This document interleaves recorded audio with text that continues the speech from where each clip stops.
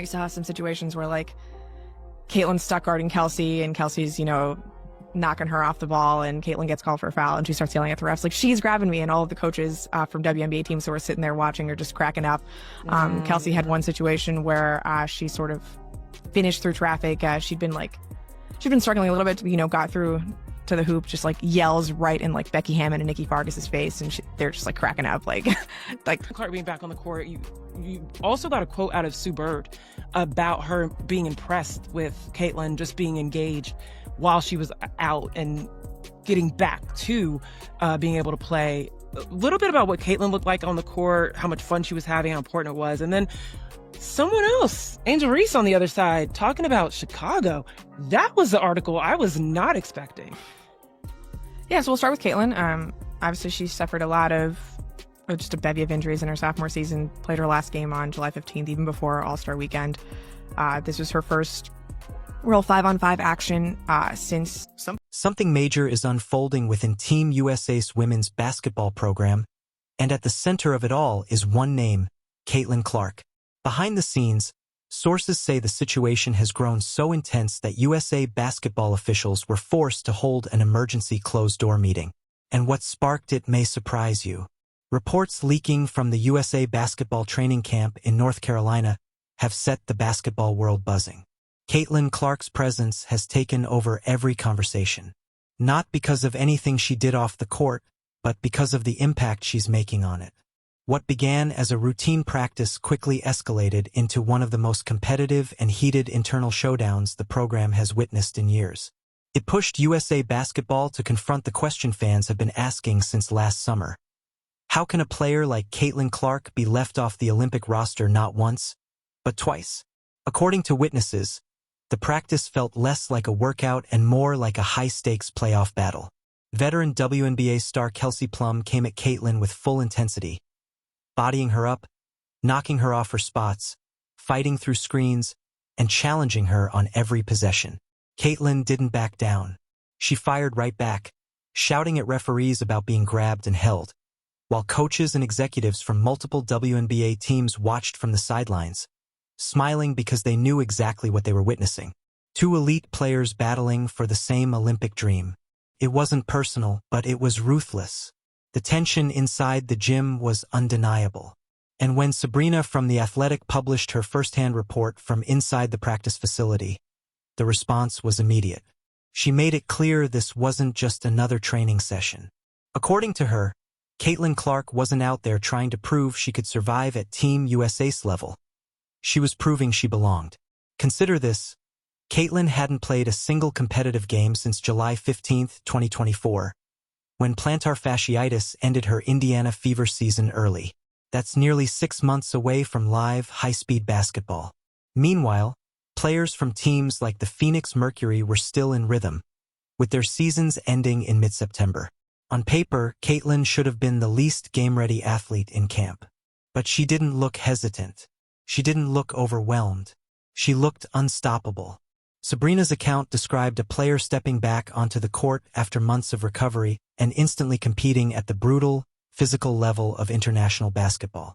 And make no mistake, FIBA competition is no joke. It's tougher and more physical than the WNBA. That's what made Caitlin's performance so stunning. The physical play that fueled non-stop debates during her rookie season looked mild compared to what she faced in this camp. And Caitlin Clark handled it as if she'd never...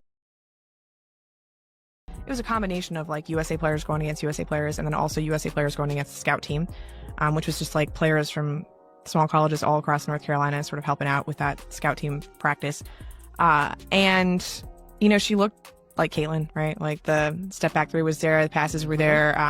When she was not playing with Aaliyah Boston, some of the bigs didn't know what to do with her passes. Like there was one time where she passed it to Hamby and Hamby like brought the ball down. It's like, you can't do that. Like this is not, you gotta keep it up. You have to keep it up, right? Straight up, right. Just like not expecting, where that was coming. But FIBA, naturally, just a lot more physical than other levels of basketball. Even mortality was interesting considering how long she's been out and the fact that she's still ramping up injury-wise, but she looked good. She was just like so happy to be there and like was individually like telling media members how nice it was just to like talk to them again and like that she was just part of the basketball process, even if that includes This is where the story really starts to take shape. During Team USA scrimmages, Caitlin was firing passes to post players who simply weren't prepared for them. Not because the passes were off target, but because they were delivered exactly where they should be. Right in the shooting pocket. Fast, sharp, perfectly placed for a one-move finish. Guards like Chelsea Gray are known for creative, highlight-level passing. But Caitlin's style is different. Hers is about precision and efficiency. Every pass is calculated. Every angle intentional. When she played a full season alongside Aaliyah Boston, that timing became second nature. At camp, though, when she brought that same exact rhythm to teammates unfamiliar with her pace, it caught them completely off guard. Even seasoned veterans admitted they were surprised by how quickly the ball arrived. That's not just vision. That's elite facilitation. The kind you can't teach. The kind that makes coaches pause practice and start taking notes. And it wasn't just what she did on the court. Multiple observers noted that Caitlin looked genuinely happy, energized, locked in. After months spent rehabbing injuries, she was clearly enjoying every second. She spoke openly with reporters, laughed with teammates, and embraced simply being back in the game. That energy spread throughout the gym. She wasn't playing like a rookie trying to prove herself. She carried herself like someone who already belonged, like a leader. And that's exactly the presence Team USA needs as it moves into a new Olympic cycle. That's why, according to several leaks, USA basketball officials reportedly held an internal meeting immediately after camp ended. The central question was straightforward. What is the plan for Caitlin Clark? It's not hard to understand why that discussion happened. The last time Team USA left Caitlin off the Olympic roster, the backlash was massive. Fans across the country couldn't believe that the most recognizable name in women's basketball wasn't wearing USA across her chest. At the time, the explanation focused on experience. Officials said they preferred players familiar with the program and international play. But that was before Caitlin completed a full WNBA season. Before she averaged nearly 20 points and 9 assists as a rookie.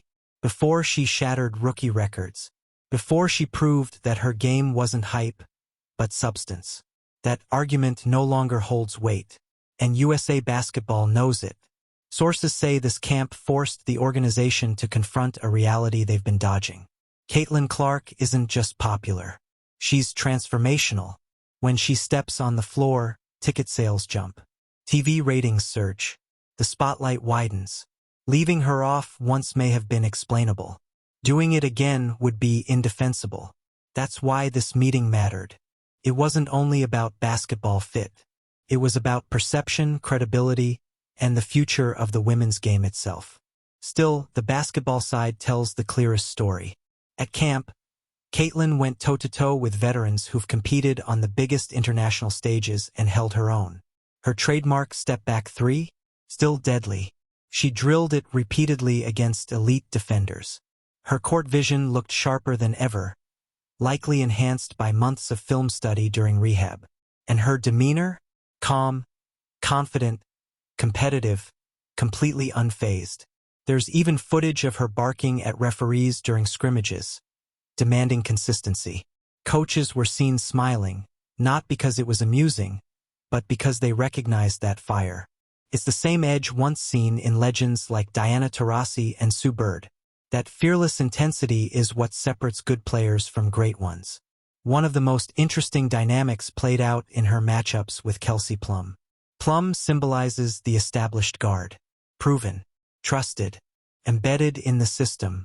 Caitlin represents the next era. Watching them compete wasn't just about practice reps. It felt symbolic. A challenge for the future. And according to first-hand accounts, Caitlin never backed down. She adjusted, competed, and exceeded expectations. That's why analysts are calling this camp a turning point not just for her, but for USA basketball. Another detail stood out to observers, her composure. After every physical play or tough moment, she reset instantly. No frustration, no ego, just focus. That level of maturity is rare. And it's exactly what the coaching staff has been prioritizing. Carol Lawson, who's helping shape the direction of the program, reportedly evaluated mindset as much as skill. Who handles pressure? Who adapts? Who elevates others? Caitlin checked every box. That's why many believe the so-called emergency meeting wasn't about controversy. It was about strategy, about figuring out how to integrate her into the system before the next Olympic cycle officially ramps up. The 2024 Olympics are finished, but the road to 2028 has already begun. Players are being evaluated now, and performances like this change everything. The organization now faces a choice. Do you continue rewarding seniority, or do you embrace the momentum of a player reshaping the sport? Because history shows one thing clearly. Ignoring generational talent isn't tradition. It's a mistake. Caitlin Clark isn't asking for favors. She's earning her place the only way she knows how, by showing up and outworking everyone. The same drive that took her from college phenomenon to WNBA star is now forcing national team leadership to reevaluate everything. Insiders say post-camp discussions included adjusting evaluation criteria. In plain terms, that means they might have misjudged her before. Because when a player performs like this against this level of competition, after an injury layoff, there's no way to look away. Caitlin didn't just survive camp. She dominated it. The shooting was automatic. The passing was surgical. The energy was undeniable. And the leadership spoke louder than words. She wasn't trying to blend in. She was setting the standard. That's why fans are calling this the moment USA Basketball realized they can't afford to leave her out again.